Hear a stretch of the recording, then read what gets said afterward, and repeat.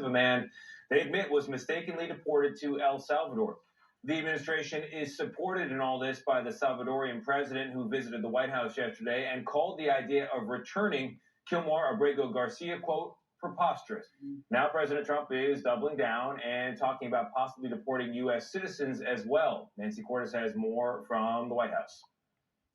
We're studying the laws right now. Pam is studying. Sitting in the Oval Office, President Trump said his partnership with El Salvador's President Nayib Bukele is working out so well, he might want to send U.S. citizens to Bukele's prisons too. Well, I'm talking about really bad people. Really bad people. Every bit as bad as the ones coming in. That is fundamentally not only chilling, but it's also not going to be legal. Former U.S. District Judge John Jones says Trump's idea would likely run afoul of the Constitution's Eighth Amendment, which prohibits cruel unusual. Suppose you an American in this prison, and suppose that American had his conviction overturned by a higher court. If the administration is being consistent, they would say, well, we have an sitting in El Salvador, but the president of El Salvador won't return him, so he has to sit there. Something similar happened just yesterday when President Bukele, sitting next to President Trump, said he would not release a migrant the U.S. had mistakenly sent to a Salvadoran prison last month.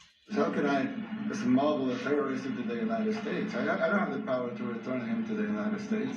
Kilmar Abrego Garcia was one of the 238 men the Trump administration flew to the notorious Sicot prison, even though an immigration judge had ordered 5 years ago that Abrego Garcia not be deported. His family says he's a sheet metal worker with no criminal record.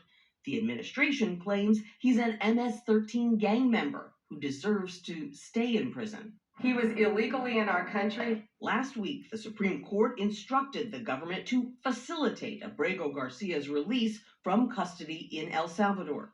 But Trump's Deputy Chief of Staff, Stephen Miller, made it clear Monday the White House does not plan to push for his release. He's an illegal alien from El Salvador. Where was he sent? To El Salvador. Where does he belong? In El Salvador.